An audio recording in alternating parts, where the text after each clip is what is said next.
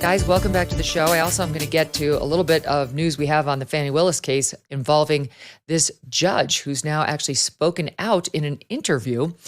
So stand by for more on that. All right. So Robert Hur goes before H-U-R, you know how it bothers me, goes before the House Judiciary Committee and gets questioned about this report that we know Joe Biden did not much like. Here's a little bit from his opening statement defending himself because, of course, the president was unhappy about the characterizations on his memory in that report. It's SOT 1. The evidence and the president himself put his memory squarely at issue. We interviewed the president and asked him about his recorded statement. Quote, "I just found all the classified stuff downstairs," end quote. He told us that he didn't remember saying that to his ghostwriter. He also said he didn't remember finding any classified material in his home after his vice presidency. And he didn't remember anything about how classified documents about Afghanistan made their way into his garage. My assessment in the report about the relevance of the president's memory was necessary and accurate and fair. Most importantly, what I wrote is what I believe the evidence shows and what I expect jurors would perceive and believe. I did not sanitize my explanation, nor did I disparage the president unfairly. So what do you make of that, Mike? Because it did seem pretty uncontroversial to me that in prosecuting a case in which he had to prove willfulness, or at least that's the standard he was going with, holding himself to the most difficult standard possible. There's been some criticism that he didn't need to do that. It was a lower bar. But in any event, he said, my task was to determine whether the president retained or disclosed national defense information willfully, meaning knowingly, with the intent to do something the law forbids. I couldn't make that determination without assessing his state of mind. Yeah, so Robert Hur's investigative team, they found 6 stashes of Biden's stolen classified records from his time as vice president and even as from his time as a senator. I don't know how you explain that, because that means you'd have to take the classified records out of the Senate SCIF. These records were moved several times.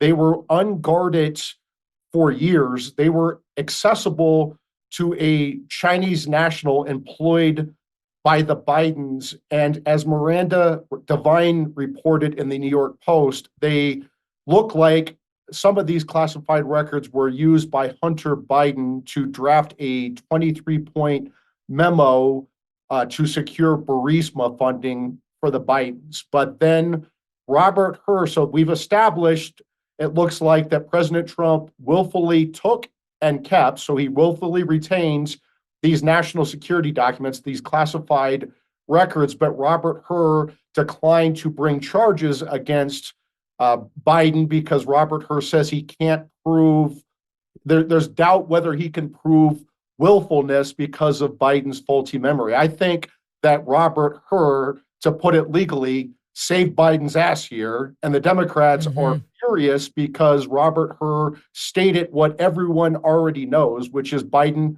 has a declining mental state. Dave, what did you make of it? Good to be back with you, Megyn and Mike.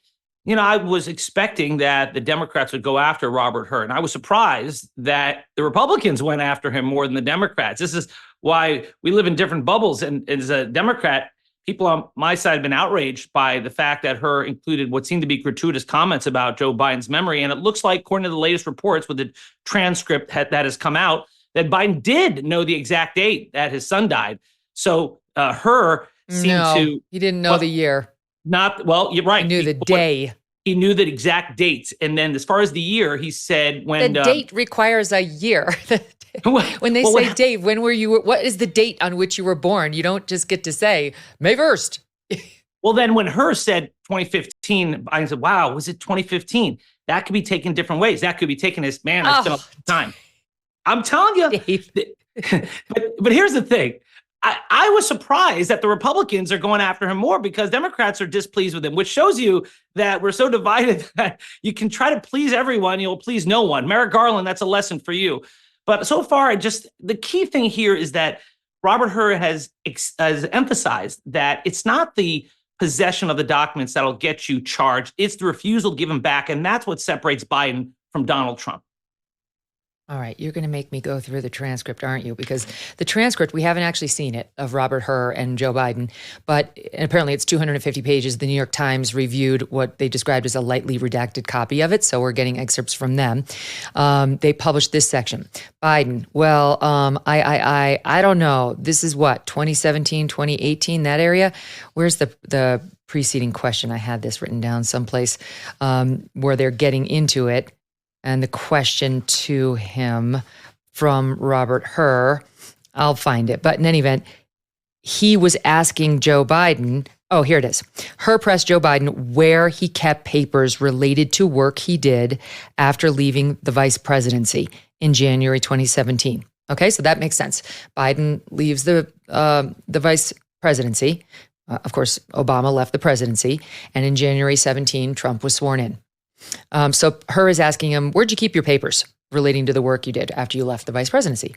And Biden's response is, well, I don't know. This is what, 2017, 2018, that area? Hur, yes, sir.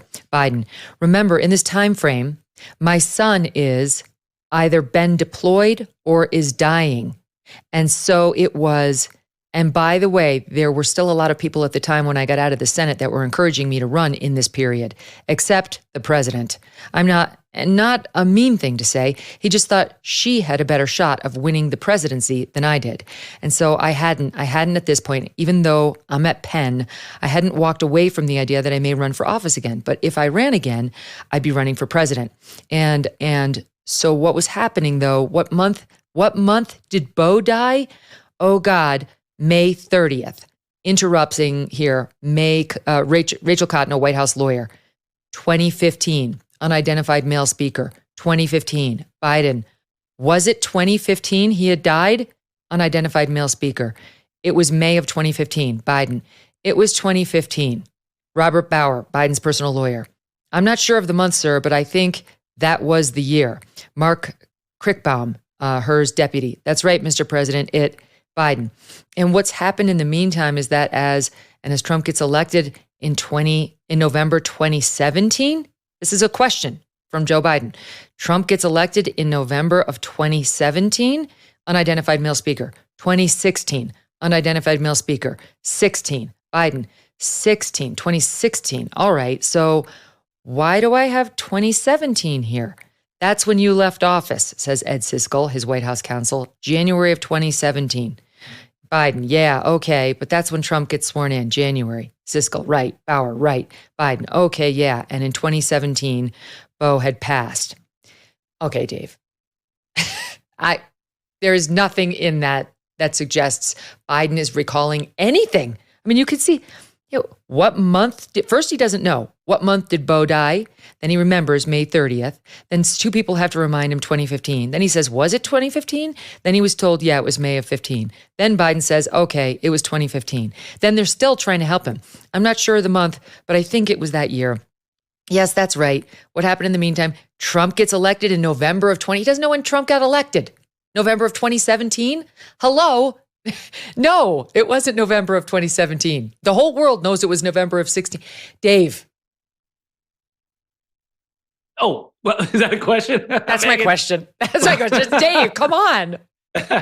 Well, like, as I said, when he knew May 30th, he got that date. And then he, as far as wasn't sure about the year, and then he was surprised a little bit about the year. Yes. So you can get him for that. But, when we continue to harp on Joe Biden being senile and all that stuff, what that does is lower the expectations so much so that when he gives a really strong State of the Union speech, all of a sudden he meets and exceeds those low expectations. So you got to be careful what you ask for here. And as far as what Robert Hur did, yeah, I just think as a prosecutor, you focus on the issue of, did Joe Biden commit a crime? He said, no, he did not. And then you move on. And instead, he came out with this hundreds of pages of stuff that was now being used politically. And I think that oversteps his bounds.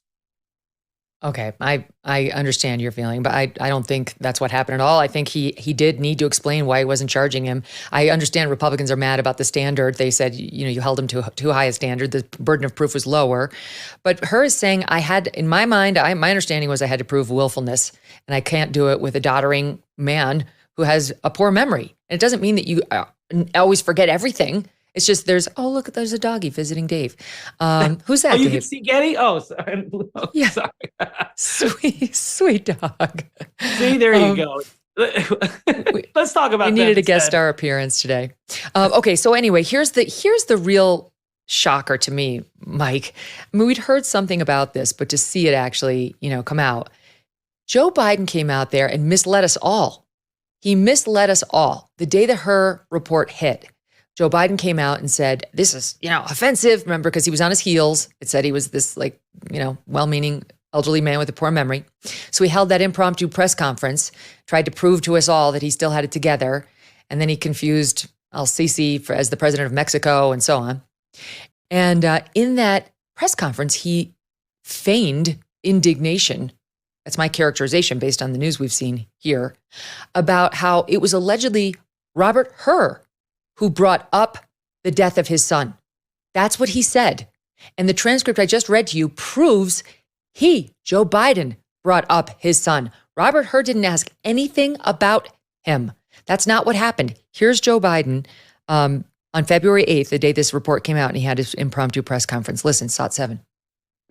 I know there's some attention paid to some language in the report about my recollection of events.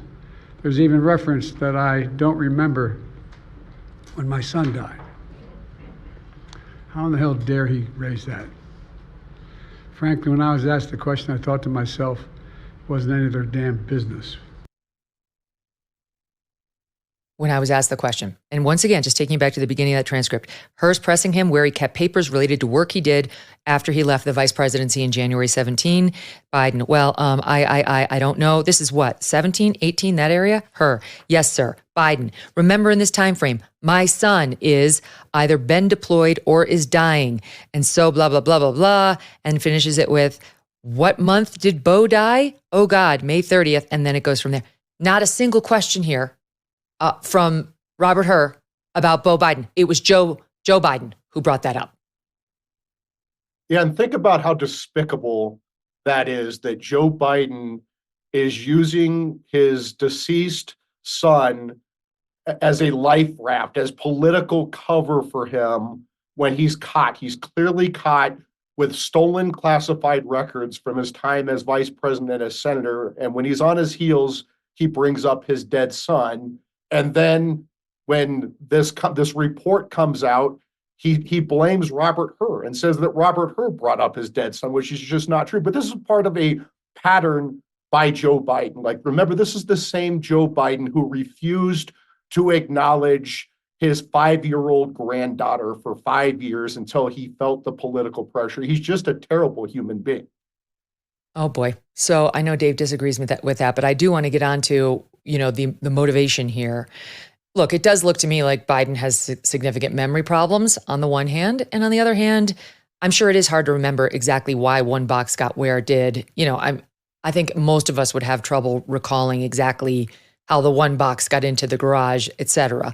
But that can be used as evidence of his sloppiness around classified documents, same way it's being used against Trump. Here's Jim Jordan, though, positing another theory in the hearing this morning. Dave, take a listen to SOT 2. So Joe Biden knew the rules. You know he knew the rules. And Joe Biden told us he knew the rules. So, Mr. Hur, why did he break them? Congressman, the conclusion as to exactly why the president did what he did is not one that we explicitly address in the report. The report explains my decision to the Attorney General that no criminal charges were warranted in this manner. I think you did tell us. I think you told us, Mr. Hur. Page 231, you said this. President Biden had strong motivations. That's a key word. We're getting to motive now. President Biden had strong motivations to ignore the proper procedures for safeguarding the classified information in his notebooks. Why did he have strong motivations? Because, next word, because he decided months before leaving office to write a book. Mr. Hur, how much did President Biden get paid for his book? It may be $8 million. If that's $8 million. Joe Biden had 8 million reasons to break the rules. What do you make of that theory? Jim Jordan's going to Jordan. I mean, I see cribbing things out of this many 100-page document and ignoring the key issue here is it is the obstruction. It is the refusal to give back the documents. So if you want to blame Joe Biden for keeping documents, just like Ronald Reagan did for similar reasons, then go ahead. But it's not a crime, according to Robert Hur, based on what Joe Biden has done. Now, I will admit that part of the reason that Robert Hur said it is not a crime is because the intent part is not in there, because Joe Biden did not intend to commit a crime because, according to Robert Hur, he has memory issues. But I would go further and say that these cases are not prosecuted unless you do what Trump did, which is after getting asked repeatedly to turn back the documents, you refuse to do so, and then you take active steps to obstruct. And now we see a new witness 5, come forward on CNN, which described more obstruction by the former president. That's the key. We're going to get to him. Yeah. We're going to get to him. Bad news for Trump in that documents case, which is in Dave's district, and we'll get to that in a minute. But let's just finish up with Biden first. So, Mike, Jim Jordan also was raising the fact that Biden, we know this from the original Hur report, sat down with a ghostwriter, a guy who wrote the book for him, and that Biden realized in this exchange he wasn't allowed to show this guy the classified documents he had. So he knew he had classified documents, and unlike Trump, they aren't things that he could have declassified because he was never president. And so he decided instead to read those classified documents aloud to the writer, that doesn't save you. That doesn't save you. And that guy destroyed the tapes. The writer destroyed the tapes, but did keep a transcript, which is how we know it all went down. And this is Jim Jordan questioning that behavior today in SOT 3. Page 200, Joe Biden, this is a quote, Joe Biden risked serious damage to America's national security when he shared information with his ghostwriter. Shared it with his ghostwriter, the guy who was helping Joe Biden get $8 million. And oh, by the way, Mr. Hur, what did that ghostwriter do with the information Joe Biden shared with him on his laptop? What did he do after you were named special counsel? Chairman, if you're referring to the audio recordings that Mr. Zwanitzer created of his conversations with exactly Mr. Biden, what I'm referring to. He slid, if I remember correctly, he slid those files into his recycle bin on his computer. Tried to destroy the evidence, didn't he? Correct. Wow. That just stinks to high heaven, Mike. Yeah, I mean, that's obstruction of justice. And you have to ask, why wasn't this ghostwriter charged with obstruction of justice? And why wasn't Biden charged with willfully disclosing classified information with his ghostwriter? That doesn't go to his mental state on he doesn't remember how he got these documents into his house and into his office, 6 different stashes of stolen classified records. And remember, this is part of a pattern of obstruction that we have with Biden here. Remember when the Biden Justice Department was pursuing Trump for presidential records in the office of former president, which is allowed by the Presidential Records Act, which is passed by Congress. Office of former president, it's funded by Congress. They have Secret Service protection. During this time, President Biden's personal lawyer was having secret discussions for several months with the Biden Justice Department, where the personal lawyers were doing searches of the Biden's homes and offices, and they turned over 4 stashes of classified records, and they represented to the FBI that they turned over everything. And then this secret arrangement got discovered by the public. It got reported. Garland appointed her as special counsel. Her sent in the FBI, and they found a 5th set of stolen classified records. How do they explain not turning over that 5th set of stolen classified records? What steps did Biden's personal attorneys take to find these records? How did they miss this 5th set? Mm-hmm. I just keep thinking about the fact that here you have Biden reading aloud from documents he knows are classified that he shouldn't have to his ghostwriter, and the ghostwriter doesn't get charged, and Biden doesn't get charged. But we've talked many times about Trump allegedly waving around that Milley attack plan on Iran to Mark Meadows in connection with his book, to people in connection with Mark Meadows' book. And that winds up in the Jack Smith indictment. But so he gets charged for that. And Trump didn't actually even show that document to anybody. He just waved it around, according to Jack Smith. So you can, look, I understand, and I take your point, Dave. Trump went further than Joe Biden did in trying to stop those documents from getting turned over. That seems very clear. I realize he's got legal defenses to it, but just on the facts. But there's no question that Biden also withheld classified documents, read aloud from them, knew he shouldn't have had them, and the people around him didn't get charged, and he didn't get charged. So the American people are seeing what feels like a double standard. Well, Megyn, when it comes to the document that Trump waved around, that may not have been the actual document, and it doesn't matter. It could have been, baseball scores. The key to that piece of evidence you mentioned is that Trump said, I shouldn't be showing you this. I can't show you this because I didn't declassify it. So that shows you obstruction. That shows you a state of mind that he knew that the stuff he had could not be shown to people. He knew he was not allowed to possess it, and he still refused to give it back. So that's the real problem. Which is interesting because Trump claims the opposite. Yes, because Trump is claiming the opposite, that he had declassified everything. I got it. So on that front. In his mind. I got it. Mind trick. On that front, you raised the issue of a Trump employee at Mar-a-Lago has come forward, previously known as Employee 5 in the indictment in the classified documents case. In your case, you're not involved in it, but it's your jurisdiction, Mar-a-Lago and Palm Beach. Anyway, his name is Brian Butler. He's 41 years old. He sat down with CNN. He was employed at Mar-a-Lago for 20 years, and he is trying to sort of fill in the story on how after Trump was under subpoena and had to turn over these documents and the fight had erupted on, like the DOJ had said, give them to us. And he had said, okay, I will. That instead of giving them to the feds, Trump offloaded them from Mar-a-Lago up to New Jersey and his golf course and home up there. And that he used now indicted Mar-a-Lago and Trump employee Walt Nachua to do it, to move the boxes, get him on the plane so that they would not be reviewed by justice or known that he had them. And this guy, Brian Butler, was employed at Mar-a-Lago for 20 years. Sounds like he was I don't know. I mean, they said in the interview, he was the guy responsible for loading bags on the plane, loading bags in the cars. So it doesn't sound like he was necessarily at the top of the power ring. But the reason he's relevant is he says that on this particular day that Walt Nachua came to him and said, can I get the keys to an Escalade?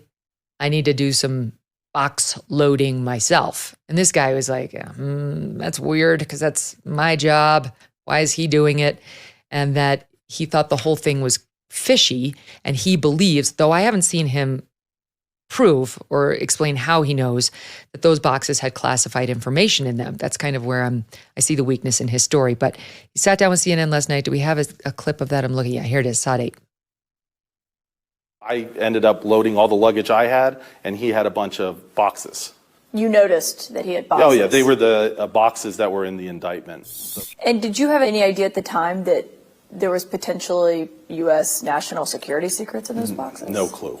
No, I had no clue. I mean, we were just taking them out of the Escalade, piling them up. I remember they were all stacked on top of each other. And how secure would you say Mar-a-Lago is? Well, I mean, there's been some very public instances of people sneaking on property. Look, I think it's secure, but there were definitely a lot of gaps. Do you view Trump as a national security risk? I personally would just say I just don't believe that he should be a presidential candidate at this time. I think it's time to move on. Well, Mike, what do you think? Okay. So I got to say, having watched the whole interview with him, he seems like a nice guy, and he seems like he's really torn. He's got a lot of friendships and he feels bad about having to say this stuff. But let me start with you on it, Dave. Is there proof from this guy that he actually saw classified documents in those boxes?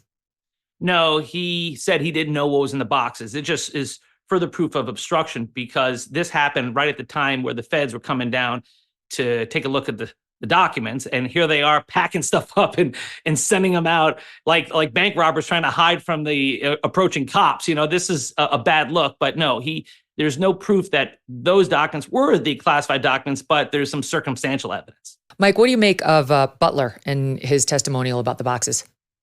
Well, I mean, the fact that he's running to CNN to report this instead of going to investigators and talking about this makes his testimony very suspicious. Maybe he has a political motive, maybe he has a financial motive. And the fact that he doesn't know what was in those boxes, he has no idea if classified materials were in those boxes or not.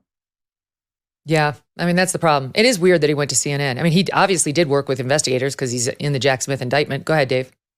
Megyn, the problem that I have here is that the fact that he felt compelled to go to CNN because Judge Cannon was perhaps going to leak his information. That was something that we have not discussed, where Judge Cannon has been very close to leaking out all this information about witnesses that puts him at risk. So he's saying, I'm going to get in front of it. That's Wait, what he I said. didn't know about that.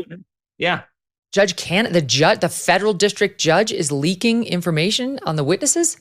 Well, I shouldn't use the word leaking, but she was going to release the information about the witnesses. And that was against Jack Smith's objection. Jack Smith saying, please do not do this. And Judge Cannon was about to do it, and she is reconsidering. But this guy is now saying, hey, I don't trust what's going on there in that court. So let me get in front of this.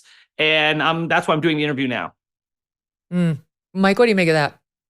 Well, I mean, we have this pesky constitutional right to public trials in America. So that, that pesky constitutional right requires the public to know what the evidence is, including the witnesses. And so, we don't have secret proceedings. We're not North Korea. So, I know that doesn't fit the political motivations of the Biden Justice Department, including Jack Smith. But, you have to follow that pesky Constitution. It is annoying at times.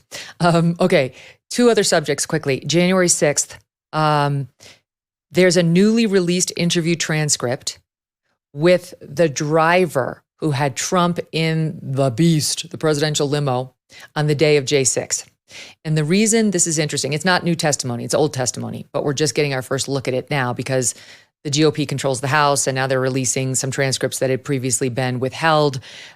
This particular transcript was withheld not because it looks like it was. At first, I thought the Democrats just didn't want us to see it, but the more I read it, it appears that the committee had entered into an agreement with the Secret Service regarding 12 interviews to avoid disclosing private information. The Secret Service was concerned about certain things coming out. So I don't know what the truth is, but it sounds like there may have been more to this not coming out earlier than just Dems trying to hide, though one never knows. Okay, so anyway, this is the driver who allegedly had the wheel grabbed, according to Cassidy Hutchinson.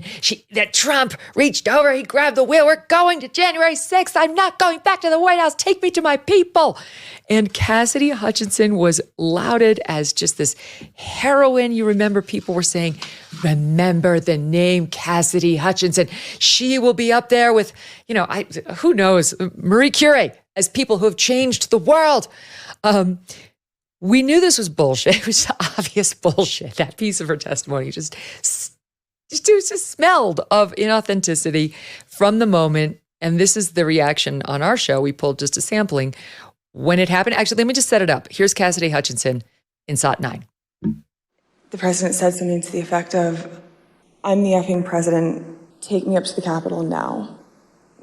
To which Bobby responded, sir, we have to go back to the West Wing. The president reached up towards the front of the vehicle to grab at the steering wheel. Mr. Engel grabbed his arm, said, sir, you need to take your hand off the steering wheel. We're going back to the West Wing. We're not going to the Capitol. Mr. Trump then used his free hand to lunge towards Bobby Engel. And when Mr. Renato had recounted this story to me, he had motioned towards his clavicles. Okay. So this is us reacting to this story in episode 347. Does anyone really believe that Trump reached for the wheel of the beast and then tried to essentially strangle his security? I mean, please. Here again, Ms. Hutchinson was not a party to the actual exchange. If you listen to her full testimonial, she goes on and says, well, the president said something to the effect of, I'm the effing president, take me up to the Capitol. What does that mean? He said it or he didn't. What does that mean? Something to the effect of. Which words are you unsure of? Effing? Take me to the Capitol? Why can't you remember? She made it sound like they had a scene through DC as Trump was reaching forward to get the wheel to take them to J6, something like out of Die Hard, shown here, which we also played at the time.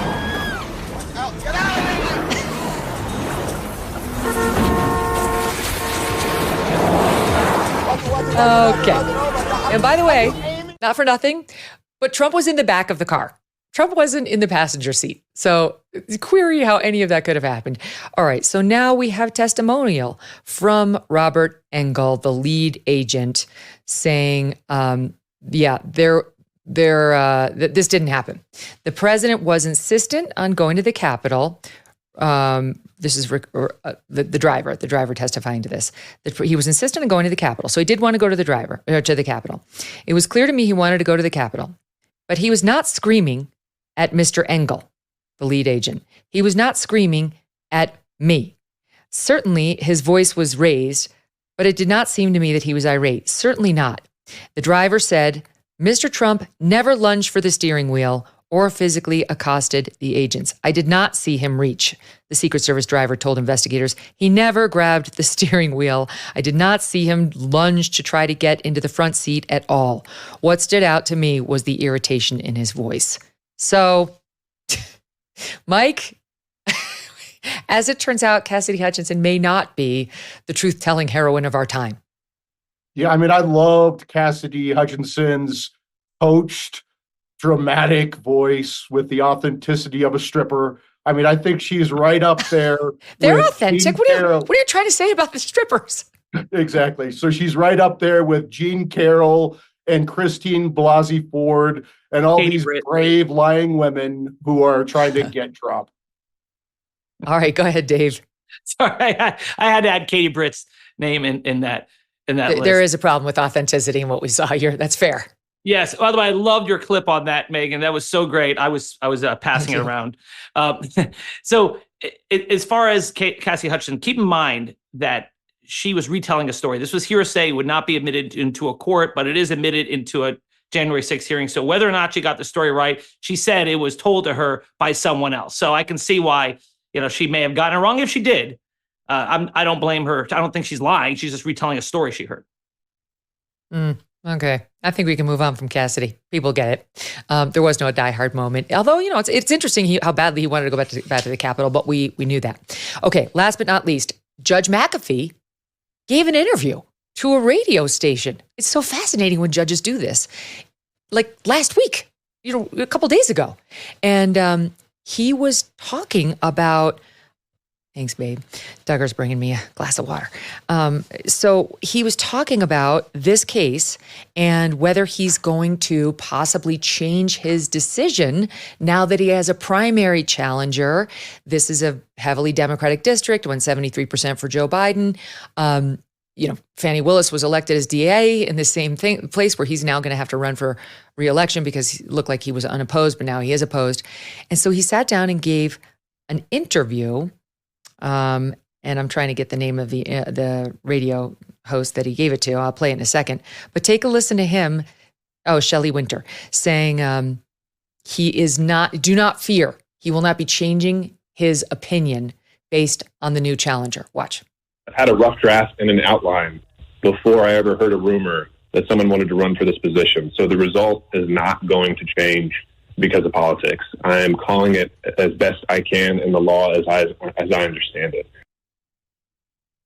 Ooh, so that's interesting, Mike, that he had a rough draft already, and he's reassuring everybody that the new challenger, who's considerably to the left, and he's more on the right, is not going to make him change anything. Do you believe it?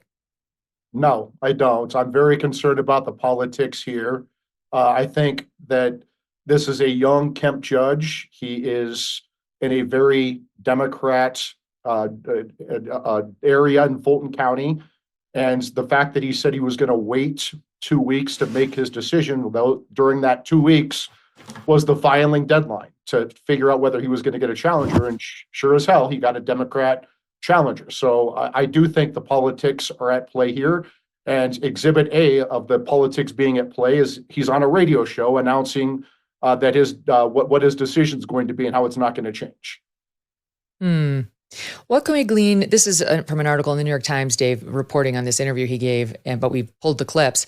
What can we glean from the following answer where he's talking about his children? As Mike points out, he's only 34, young man. He's younger than all of us. I mean, he's a babe, but he's doing a good job. So listen to what he says about his children. I've got 2 kids, 5 and 3. They're too young to have any idea of what's going on or what I do. But what I'm looking forward to one day is maybe they will grow up a little bit and they ask me about it. And I'm looking forward to looking them in the eye and telling them I played it straight and I did the best I could. I like that. What do you take away from those two sound bites? I like it too, Megyn. I read the article, saw the interview, and look, I take him at his word. And it is funny that I'm the one defending the Federalist Society judge, whereas Mike doesn't have much faith in him. I think he's true. I like what he's done. And people on my side of the aisle have been critical of him, saying he's allowed this to become a circus, but I don't blame him for that. Remember, it was Nathan Wade who submitted the sworn affidavit saying that the relationship didn't begin until afterwards, and I got repaid half. And because they did that, that made the issue of lying important. And that's why he had to do all these interviews and hearings. And so I think he has done well. He's got a lot of gravitas, even though he's only 34 years old, too young to be president himself, mind you. But that's the one benefit of a receding hairline. He just looks a lot more serious. It's true. It does show his lack of vanity because you don't really have to have a receding hairline like that at age 34 in modern day America. 34 years old, went to Emory, led the college Republicans, an accomplished cellist, went to University of Georgia Law School, was in the Federalist Society, clerked or interned for 2 conservative judges on the Georgia Supreme Court, but also there's this line item, he gave $150 to Fannie. We talked about that. So did Dave. It wasn't that big a deal, but he worked for Fannie Willis, Mike. He worked for her because he eventually spent some time in the DA's office, and Fannie was above him on the totem pole, not in her current stint as the DA, but when she was, more senior to him as an up and coming DA. So it's interesting. When she was on the stand, she said something like, and he worked with Abadi, the terrible lawyer, sorry, Abadi, who did that hearing the other day. And she said something like, when you two work for me, Abadi, and you, Judge McAfee, in the DA's office, and I don't know how that power structure may or may not play in his deference toward her, his, coming up under her. Yeah, I mean, he couldn't even look at her when he was trying to tell her to cool her jets and to be an adult and be a lawyer and respect the court and respect the process. Also, this judge was an appointee under Governor Kemp. He was the Georgia Inspector General for a couple of years before Governor Kemp appointed him as a judge. And as everyone knows, Kemp and his people are not exactly fans of President Trump. No, they're Republicans, but they are not MAGA Republicans. And, Trump's gone after Kemp pretty hard over these past few years. Guys, such an interesting discussion. We continue to await the decision. McAfee said we'd have it within 2 weeks. That would be sometime within the next 4 days. So for sure, we'll be talking to Mike and Dave when and if we get it. Thanks, guys. Thank you.